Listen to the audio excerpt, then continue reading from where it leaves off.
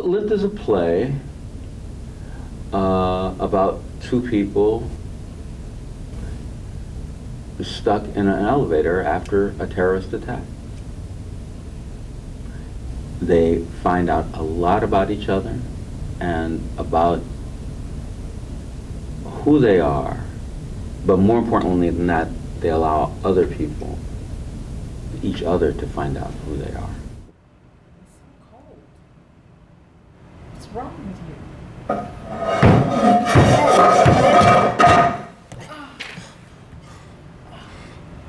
What was that? Something metal straining against the weight of the structure. Is something happening? Is the building falling?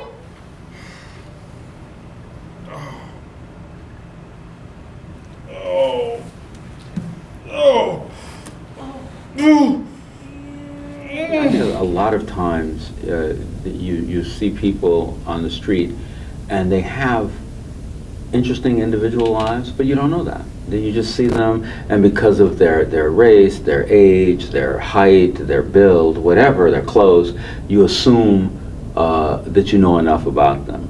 But if you look deeper and deeper, you would find, this incredibly unique person in a very special set of circumstances, and Theodore is just another person like that. Myers, his people really know how to navigate adversity. That's a fact. Yeah. It's not anti-Semitic, Southmore. You just learn after a while that different peoples have different talents based on their histories. Jews survive. Christians colonize. Asians mirror anything you put in front of them and make it better. Women procreate, men rape. And black people?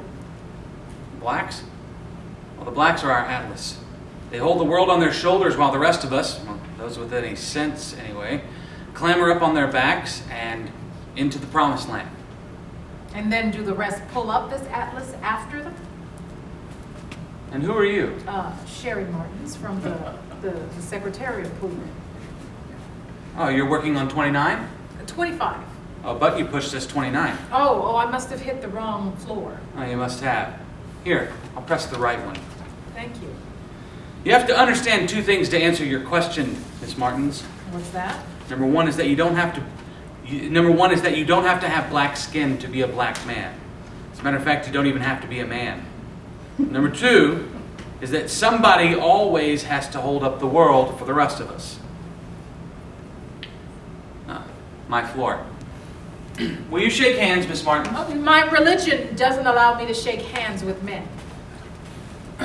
I'm very inspired by Mr. Mosley and the Peace Lift because it's a story that really puts up front the issues between men and women culturally, sexually, relationship-wise, everything that you can think of that we living in America now as African and African-American people face. It really does a great job of putting it out there, but you get to see these two characters who, under the circumstances, of being trapped in that space, they have to shed everything that they know of themselves, what they've been told. They have to kind of immediately just drop everything to really see each other for who they are.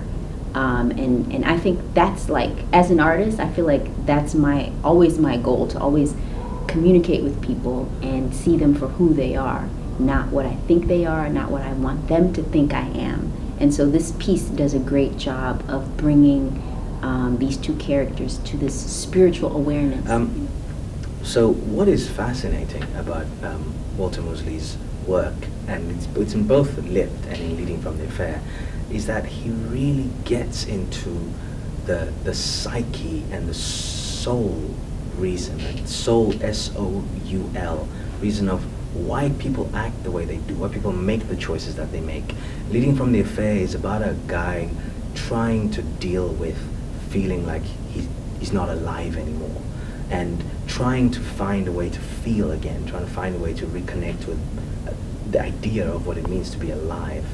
But it's just he goes so deeply into the psyche and kind of the sometimes strange choices that we make, or that we sometimes see people making and we don't understand why. And he really tries not to explain it, but to explore it in a dynamic, really full of heart way. So that's what excites me about the two plays we're exploring this week. You know, we live in America, and America is dominated by capitalism, and capitalism means that you specialize. If you put the left front tire on the Pinto, that's what you do. You don't come in one day and all of a sudden you put on the steering wheel or put, install the transmission. You put the left front tire on the Pinto, not the right front tire, the left front tire. That's your job. And most artists in America end up doing the same thing. They say, well, you're really good in science fiction movies, or you play a really good slut, or whatever. This is what you do, and that's what you get paid to do. If you want to do something else, they're not going to pay you to do it. My career as a writer has been all over the place. I write novels and short stories and poems and nonfiction. I write screenplays. I write for television and for movies. I've been writing a musical, and I'm starting to write these plays.